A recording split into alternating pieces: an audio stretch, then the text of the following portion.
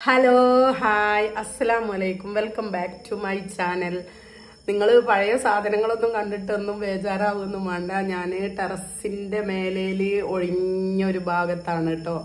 അവിടെ നിന്നിട്ടാണ്. താഴെ കുട്ടികളെല്ലാം കൂക്കിയിടുന്നതാണ്. കുറെ കുട്ടികളുള്ളതുകൊണ്ട് എല്ലാം കൂക്കിയിടുന്നതാണ്. അപ്പൊ അതുകൊണ്ട് ഒഴിഞ്ഞിങ്ങ് പോകുന്നതാണ് കേട്ടോ.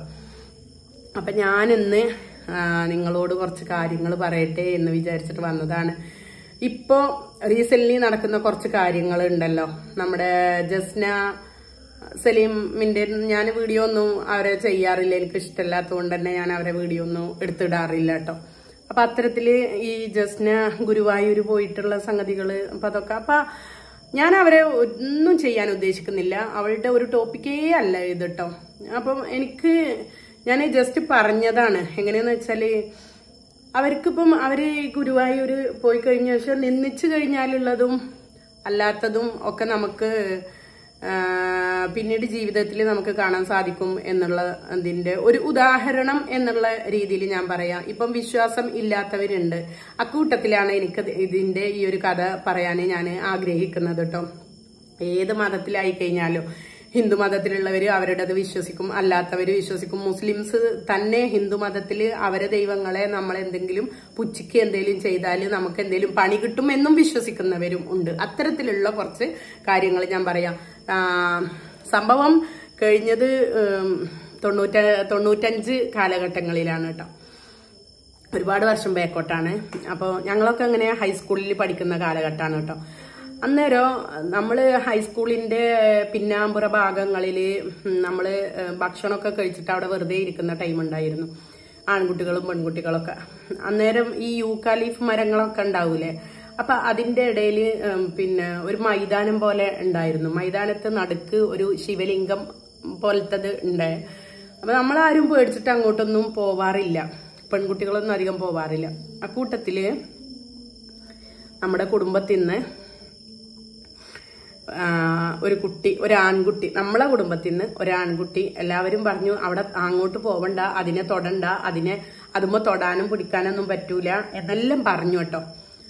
അങ്ങനെ ഈ ആൺകുട്ടി എന്ത് ചെയ്തു, അതെന്താ അതുമ്പോ തൊട്ടാലെന്താ, അതുമെന്ന് പിടിച്ചാലെന്താ എന്നും പറഞ്ഞിട്ട് ഒരു ചവിട്ട് കൊടുത്ത് കുറെ അതുമ്മ തുപ്പും ചെയ്തു. ഒരു കല്ലിനെയാണോ നിങ്ങൾ ഇങ്ങനെ പേടിക്കുന്നേ എന്ന് പറഞ്ഞു കേട്ടോ.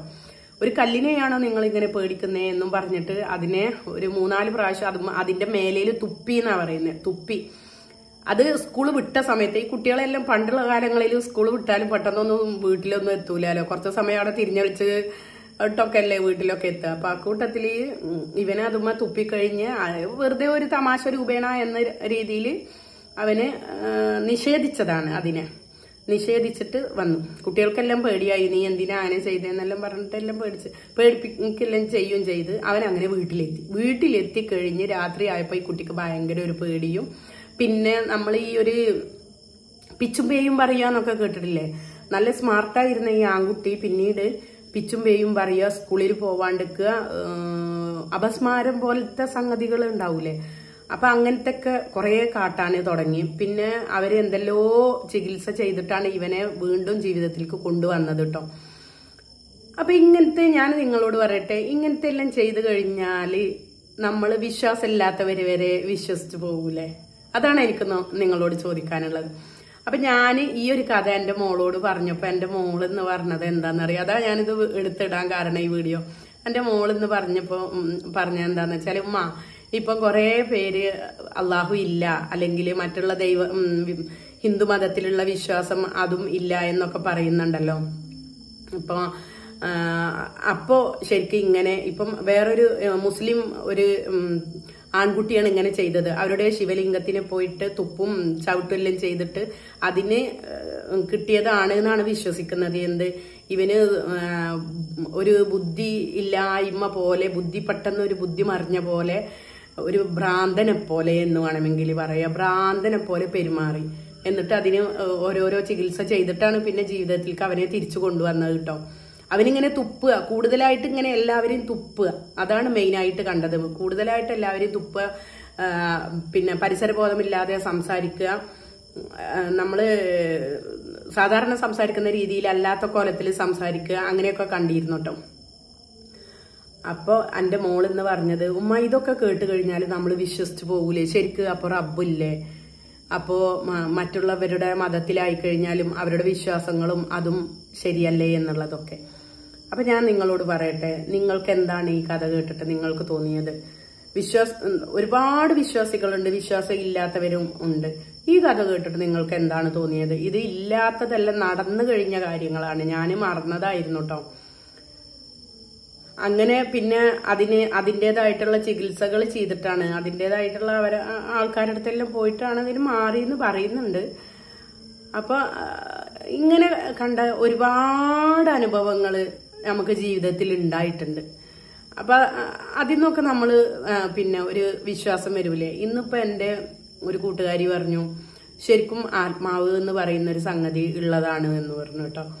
ആത്മാവ് എന്നുള്ളൊരു സംഗതി ഉള്ളത് തന്നെയാണ്, അതില്ലെങ്കിൽ ഒരിക്കലും പിന്നെ നമ്മളെ ഒരു ജീവന് അത് പോയി കഴിഞ്ഞാൽ ആത്മാവ് എന്നുള്ളൊരു സംഗതി ഉണ്ട്. സത്യം പറഞ്ഞാൽ എൻ്റെ തല ഇങ്ങനെ പുകഞ്ഞിട്ടുള്ള എന്ത് വിശ്വസിക്കണം എന്നുള്ള ഒരു അങ്കലാപ്പിലാണ് ഞാൻ. പക്ഷെ എൻ്റെ ജീവിതത്തിൽ ഞാൻ കുറേ കാര്യങ്ങൾ എനിക്കും അനുഭവം ഉണ്ടായിട്ടുണ്ട്. നമ്മൾ വിളിച്ചാൽ വിളിപ്പുറത്ത് നമ്മൾക്ക് ഉത്തരം കിട്ടുക എന്നൊക്കെ കേട്ടിട്ടില്ലേ? അത്തരം കാര്യങ്ങളിൽ ഞാൻ ഒരുപാട് വിഷമിച്ച് നിൽക്കുന്ന ഓരോ ഘട്ടങ്ങളിൽ സംഗതികളിലൊക്കെ ഞാനും മനസ്സ് വിഷമിച്ച് നമ്മൾ പ്രാർത്ഥിച്ചാൽ ആ പ്രാർത്ഥനക്കൊക്കെ നമ്മൾ വിചാരിച്ചതിനെക്കാട്ടിലൊക്കെ ഉത്തരം എനിക്ക് കിട്ടിയിട്ടുണ്ട്.